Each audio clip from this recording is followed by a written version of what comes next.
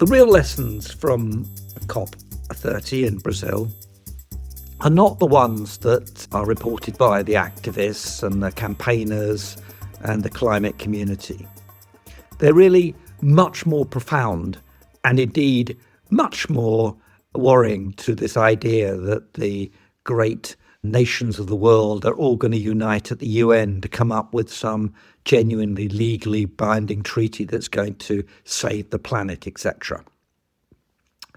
What's really going on at these kinds of COPs and why Brazil is in some sense really important because it demonstrates what's really going on as opposed to what people have kidded themselves has been the game for the last 29 previous COPs, is that there is a profound shift of economic and political power in the world. And that profound shift is now, and was always going to be eventually, reflected in climate negotiations, to the extent there are negotiations. The difference between now, COP30, and the last 29 is the last 29 were a world in which the Europeans actually thought they were going to tell the world how it was all going to go forward. And indeed, in the most hubristic part of all of this, the UK was going to be the world-leading clean superpower of energy. And in Boris Johnson's words, the leaders of China and Russia were looking to us to find out how to do it. You couldn't make this kind of stuff up.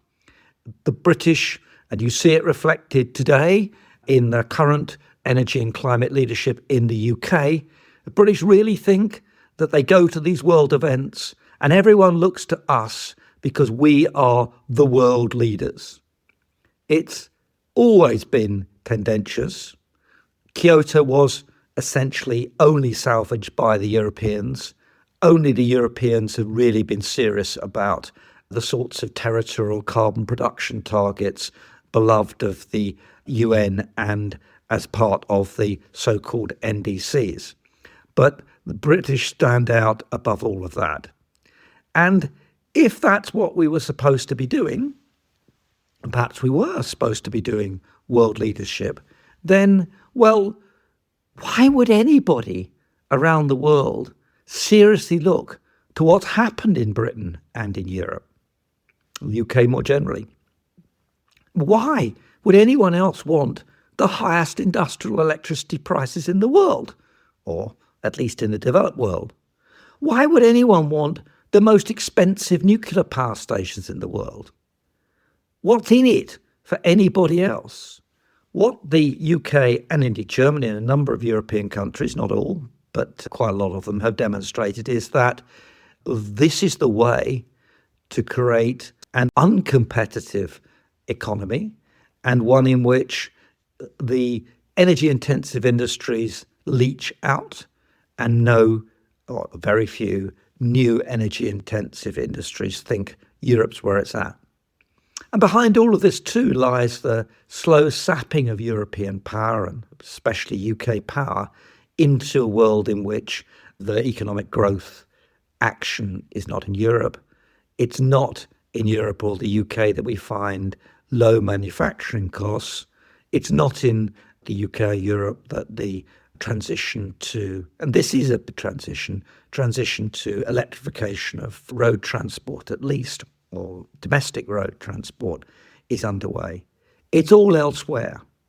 Cheaper labour, more directed labour, large-scale state subsidies directed at conquering world markets. That, by the way, is called China.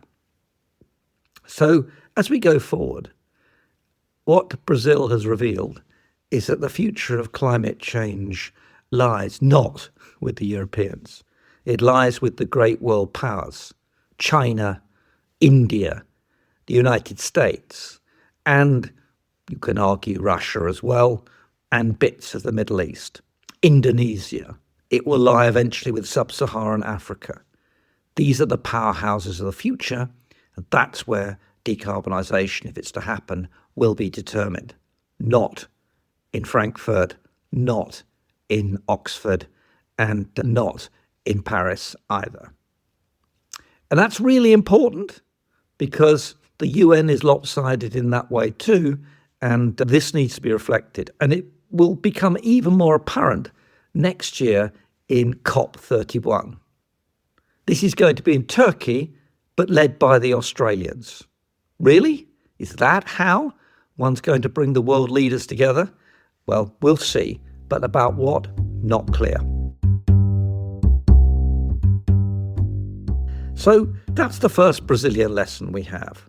The second Brazilian lesson, which is very apparent, is that major oil and gas producers are not going to exit from oil and gas as a voluntary act in the interests of the global climate. There might be an exception.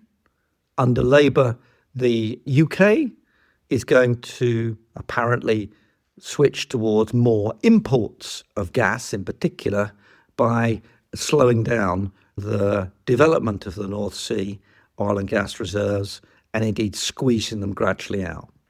That will probably prove temporary, and after the next election it's quite likely, if not before, that anti-North Sea production, pro-import production position will have shifted. But Brazil demonstrated spades. And again, you couldn't really make this stuff up. The Brazilian leader wanted to lead the world out of fossil fuels, but at the same time its country has declared that it wants to be the fourth largest oil producer in the world. And yes, granting drilling rights in the mouth of the Amazon, not far from the conferences taking place. Put aside as well, the Brazilian leader wanted to have a major deforestation fund, or a fund to prevent deforestation, as the centrepiece of the conference, but couldn't see the contradiction between doing that and driving a new highway to the conference centre through the Amazon rainforest. And presumably the delegates couldn't see the irony of that too when they sped along that road. So the Brazilians don't want to get out of oil, they want to get into it. And all the other major oil producers around the world want to increase their oil output, not reduce it. They're in the E&P game, they're looking for new resources, and they're exploiting them. Even Norway fits into that picture. So it's all very well at COPs to say, these nasty oil companies are doing all this damage to us. We can't have them anywhere near the conference. We can't have anyone who's involved in an oil company anywhere near. But in fact, the consequence is that they don't want much to do with the COPs either.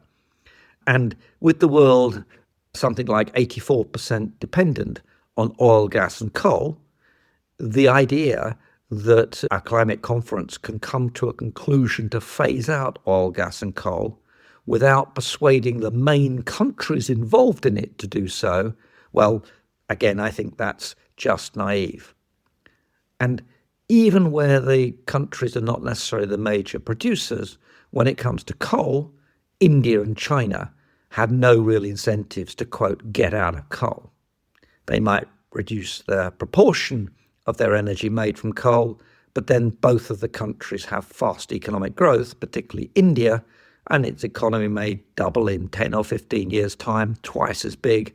So even if the proportion of coal is lower, so what? The total aggregate burn will be higher. So lesson 2 is those countries with oil and gas and those countries heavily dependent on coal don't want to get out of it. A small country in the big picture, like the UK, may get out of coal generation, and that's a good thing. But of course it hasn't got out of coal either, because it's importing all the stuff made from coal that used to be made in the UK when we were using coal in power generation. So that's the second lesson. They're not going to get out of oil, gas and coal unless they're part of the frame, and they certainly weren't part of the frame in Brazil. They were the objectors, the blockers, if you like, for the activists and the climate community to try to find a roadmap out of these fossil fuels. The third lesson is that nobody really wants to give up their consumption. No one wants to take a hit for addressing climate change. Polluters don't want to pay. And that applies not just generally around the world, and especially in countries actually like Europe and the UK, but it's also the case that it applies to all those activists and campaigners, all the tens of thousands of people who rock up at these climate conferences. Did they want to not fly and do it by video? No. Did they mind going down this faster route to the conference centre? No. Did they mind all the air conditioning that was there? No. Did they mind the cruise ships that were parked off the coast, a couple of them, to handle hotel accommodation for some of them? No. Will they buy some offsets? Probably. But will they make any difference? Probably not.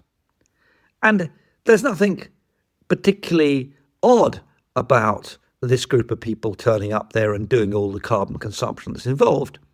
It just reflects all the rest of us too. And anyone who suggests that climate change may require, in paying for the pollution we cause, a consumption hit, a hit to our standard of living, well, there's no politics that supports that. And that's why the outcry in Europe, and especially the UK, about higher, particularly electricity prices, is so politically toxic. So the world's not going to cut consumption to address climate change. And having territorial carbon production targets helps to avoid the necessary pain that an adjustment from climate change trajectories we're on at the moment would indeed need. So what follows from these lessons? That the Europeans aren't in charge of the game. Nobody's looking to the UK for climate leadership at the global level. That no one producing oil, gas and coal or using them is really getting out of them, still 84% of the total, and nobody wants to confront the costs of the carbon emissions that they cause. What follows from this? Well, a couple of things. The first one is that it's not going to be sorted out as a problem top down. The COP conferences are in a sense an excuse for many world leaders to pretend that something's been done. They can make great speeches. The UK turned up at the Brazilian COP30 in support of the fund for addressing deforestation. Good idea. Indeed, it was partly a UK idea. But they turned up and said, by the way, we don't want to contribute any money. These kinds of gesture politics aren't pushing us forward. What is making more waves, and indeed was very controversial at COP30, is bottom-up measures. And climate change is ultimately going to be addressed or not via nation states on a bottom-up basis. The CBAM, the Carbon Border Adjustment Mechanism, is the most exciting, at least in principle, idea on the block. It is that there's a coalition of the willing, that they are prepared to introduce their own carbon pricing, and they're going to apply it to imports as well as domestic production on a similar basis. And anyone can avoid paying the CBAM if they have a similar carbon price domestically. It's a great game of political economy, which encourages a wider and wider coalition of the willing, bottom-up, introducing carbon pricing. That's a great idea. And look how unpopular it is with those who would therefore face some of the consequences of their free ride on European, in particular, carbon prices in their home markets. It's also a fairer trade mechanism to bring us back towards a more level playing field than the one we're currently in. That was and is good news, and the resilience and rejection of that by major exporters, particularly to the EU, is a measure of what power such a mechanism has, and it isn't going to go away. So the Europeans may be unimportant in the bigger picture now. They may not be centre stage, but the CBAM is. Great idea, great European proposition, and one which has some chance of expanding the domain. But, and it's a big but, the final lesson from COP is that while there are great strides forward from very low bases for renewables like wind and particularly solar, while there is a bit of a nuclear renaissance taking place, these moves are at best going to take up some of the growing extra demand for energy, and particular electricity, not take up anything substantive from the existing burns of oil, gas and coal. There is no transition from oil, gas and coal. There is more electrification and more lower carbon energy going into the new additional demand. But then you need an issue of scale, perspective. The world's economy will probably double by 2050. That's twice the world economy, 2 world economies by then. The demand for energy may well double over that period as well. There seems to be very little chance on the current frame that we're going to do a whole world economy in low carbon energy and try to replace the existing whole world economy as well in that frame. The oil, gas and coal emerge out of the COP processes with pretty much the same aggregate demand and the same aggregate supply looking forward to the future. And that finally tells you something even more profound, which is that the outcome of the COPs, 30 of them now, has not been to make a dent in climate change. It hasn't made a dent in the parts per million of carbon in the atmosphere. And if we go on like this, it probably won't. It is unsustainable, and therefore it won't be sustained. And since it won't be sustained, there will come a crunch. But what Brazil has done is absolutely nothing to ameliorate or push out that crunch in due course. Thank you.